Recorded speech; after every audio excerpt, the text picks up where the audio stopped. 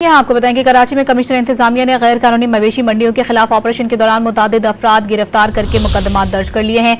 Peoples चौरंगी, Gurumandir, university road, Gulberg, Kalandaria चौक और दीगर इलाकों में गैर कानूनी मवेशी मंडियां खत्म करवाई गई हैं।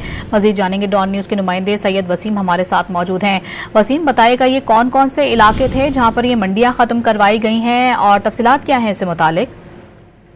जी बिल्कुल, देखिए शहरियों की जानिब से कमिश्नर कराची का जो कंप्लेन सेल है उसके ऊपर काफी शिकायत मौसूल हो रही थी। शहर में जो जगह जगह मवेशी मंडियां जो कायम हुई हैं उसके हवाले से तो कमिश्नर कराची सैयद हसन नकवी के अहकामात पर ये गैर कानूनी मवेशी मंडियों के खिलाफ जो है वो एक साथ पूरे शहर में ऑपरेशन शुरू किया गया और जो सबसे बड़ी कार्रवाई है वो सोराब कोट पर की गई है।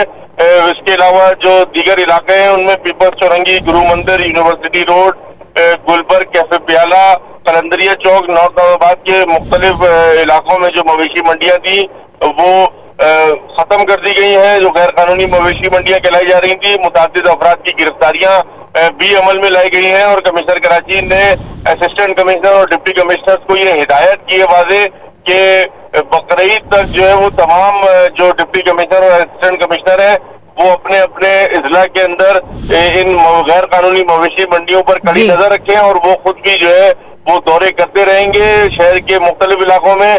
और कहीं पर इस तरीके की गैर कानूनी मवेशी मंडी नजर आई तो उसके खिलाफ जो है वो सख्त कार्रवाई अमल में लाई जाएगी। जी, बहुत शुक्रिया वसीम।